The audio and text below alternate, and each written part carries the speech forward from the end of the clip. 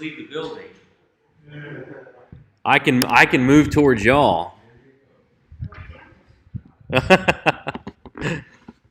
All right. Well, if you have your Bible with you tonight, you can go ahead and turn that to Ephesians chapter 5.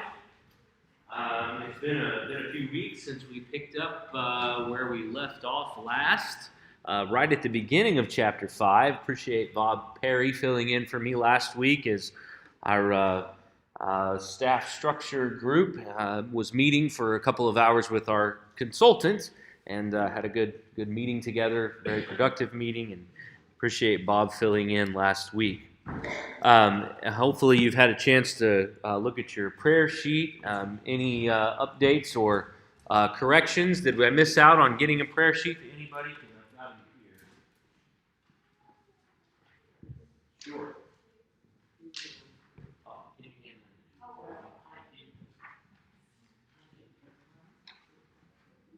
Y'all want to share or you want one? Okay. Y'all.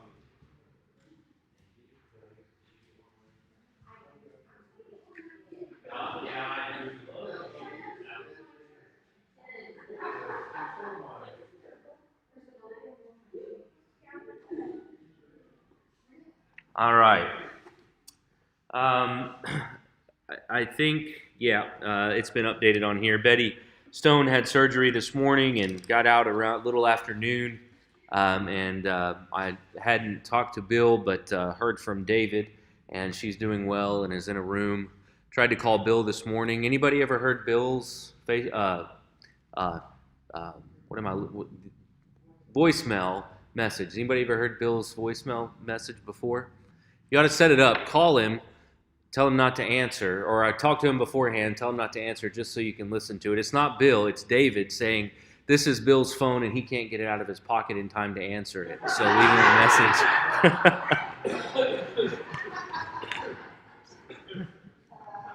That was a little close to home for some of you, wasn't it? Any other updates or additions?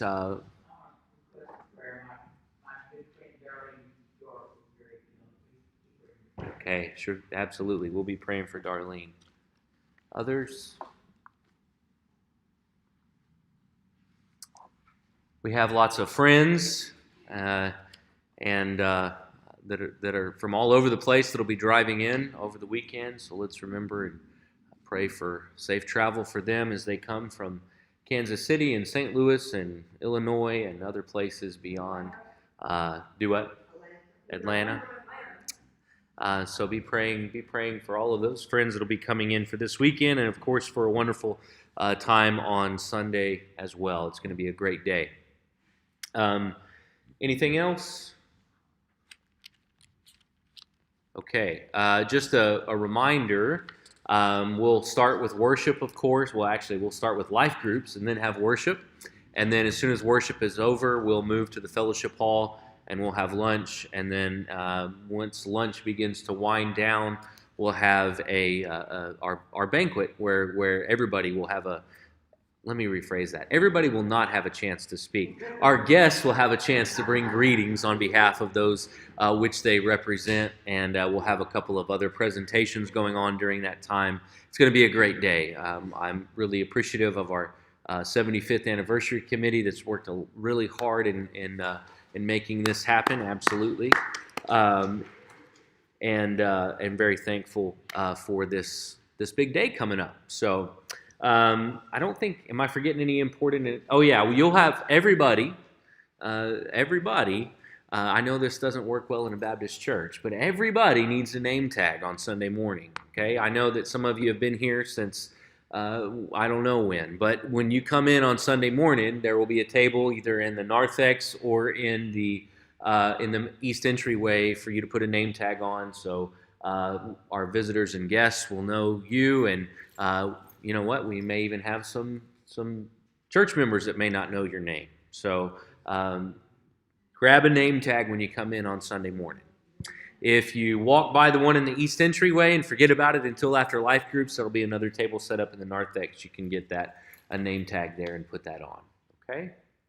Am I forgetting anything else? thank you for adjusting tonight. Obviously, fellowship hall's all set up and been cleaned and ready to go, and BSU's moving upstairs to the Heights for us on tomorrow night. And then Writers Group is moving up to the Heights on Saturday so that we won't have to worry about redoing anything. So we're thankful for that. Okay, Ephesians chapter 5. We will pick it up in verse 3 and go from there.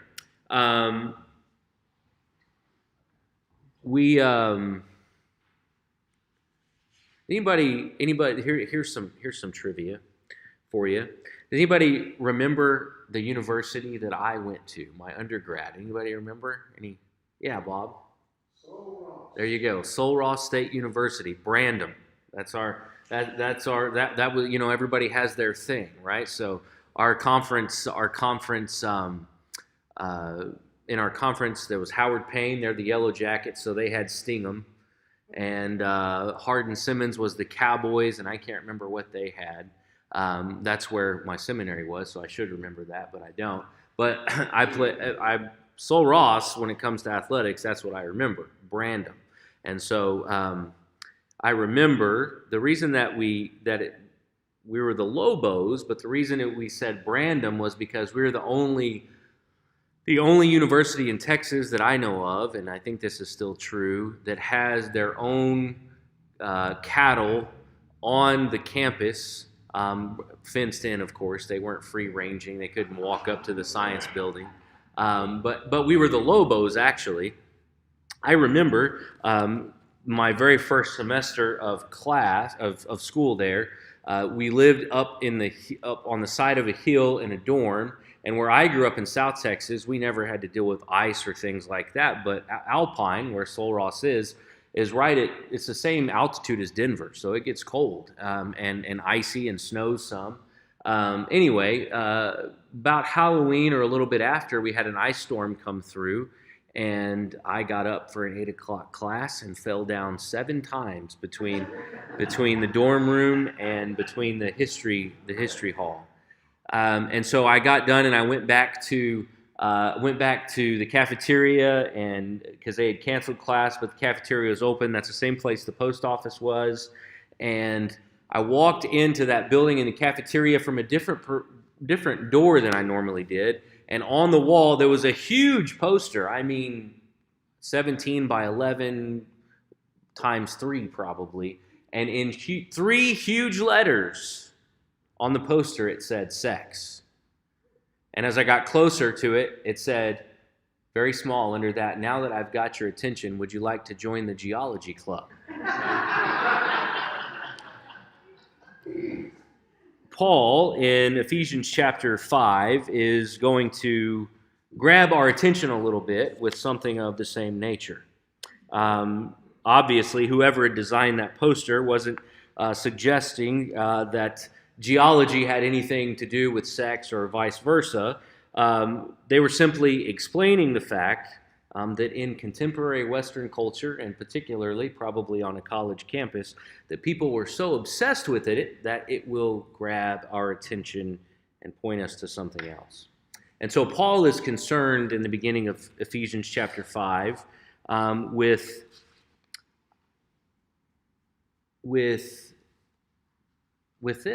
sex, and how it's used in improper ways. And this is what he says, verse 3. We'll read verse 3 through verse 10, and then skip ahead a little bit after that. He says, "But fornication and impurity of any kind or greed must not even be mentioned among you, as is proper among saints. Entirely out of place is obscene, silly, and vulgar talk, but instead let there be thanksgiving. Be sure of this, that no fornicator or impure person or one who is greedy, that is an idolater, has any inheritance in the kingdom of Christ and of God. Let no one deceive you with empty words, for because of these things the wrath of God comes on those who are disobedient. Therefore do not be associated with them. For once you were darkness, but now in the Lord you are light. Live as children of the light. For the fruit of the light is found in all that is good and right and true." In many ways, the world of Paul's day wasn't really any different than our day today. particularly, of course, in the cities where Paul spends most of his time. And so as Paul is walking down the street in Ephesus, he's going to be surrounded by temples of all sorts of different kinds that are going to offer all kinds of different things. And they're going to offer all kinds of different people for all kinds of different casual. He obviously, as he begins this passage where he literally is writing to this church that is surrounded by all of these things on Saturday morning. They are surrounded by this, and so he's writing to them with them.